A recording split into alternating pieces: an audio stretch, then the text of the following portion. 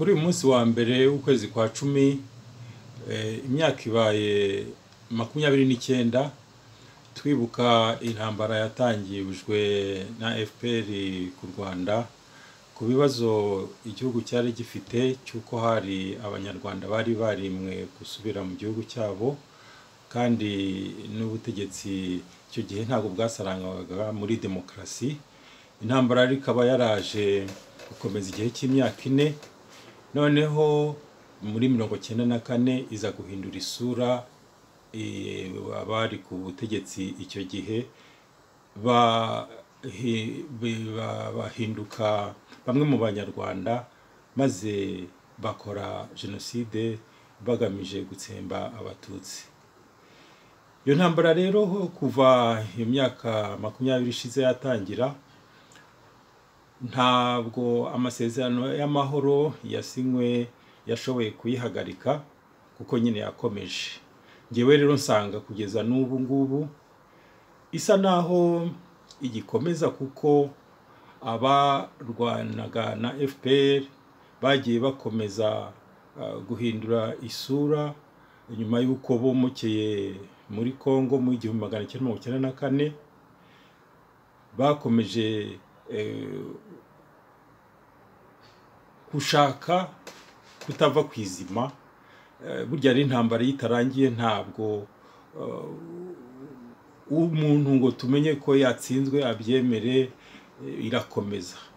Niyo mpamvu ibibazo bikomeye cyane abanyarwanda barimo byo kwitiranya politike no kwinjira muri politike mu Rwanda bagomba kubitandukanya no kwinjira mu mashyaka asa n'imitwe ya gisirikare ku buryo butagaragara.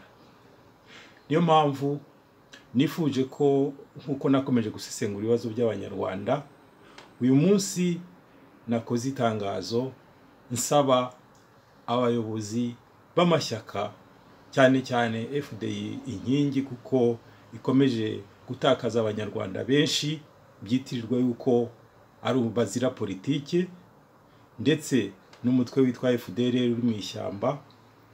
Ndetse nanifuza yuko na leta y'Abafaransa yakomeje gufasha abanyarwanda cyane cyane leta nyine yahanganaga na FPR ko bakwishyiramo ko kwemera gutsindwa ari ngombwa.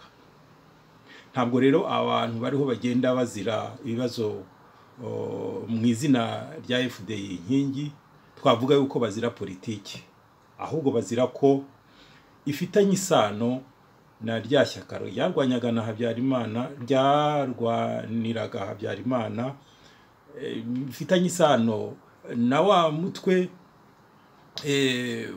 wa gisirikare ukiri muri Kongo, bifitanye isano no kuba imikorere yaryo rwose idahuje no guharanira inyungu rusange. Abenshi mu bari muri iyo mitwe bafite intego zihuye no gupfobya ndetse no kuhakana jenoside, aho bashyira ikintu cy'amoko Hutu imbere mu byo baharanira, ugasanga rero uko binyuranye n'ubwiyunge tugamije. Niyo mpamvu nabasabye rwose guhera kuri uyu munsi twibuka imyaka 29 intambara itangiye. Nanjye maze iyo myaka yose nsesengura ibibazo by'abanyarwanda, ndasaba rwose ko bamanika amaboko bakavuga bati mwaradutsinze, intambara nihagarare, noneho bakisesa amateka tukayandika dutegereje yuko imbere hazaza ibibazo noneho bishobora gusesengurwa abantu batuje. Nibwo tuzavuga duti amashyaka akorera mu Rwanda aharanira gukorera ku bibazo by'abanyarwanda n'aya ngaya, ariko ariya navuze rwose ari haricisha abanyarwanda na niyivanemo ko afite gahunda ya politiki, ahubwo afite gahunda nk'uko bivuga yo gukomeza urugamba. Madame Ngabire Umuhoza Victoire nabyiyemeze ave kuri gahunda yo kurwana intambara, abe umunyarwanda wifuza ko amateka yatera imbere aho guhera mu ntambara yatangiye imyaka 29 irashize.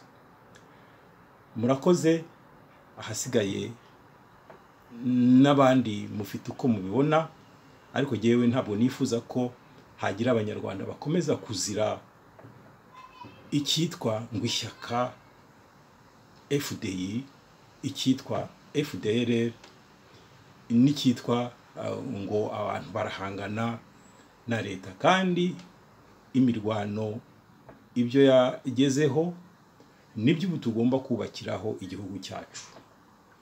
Murakoze.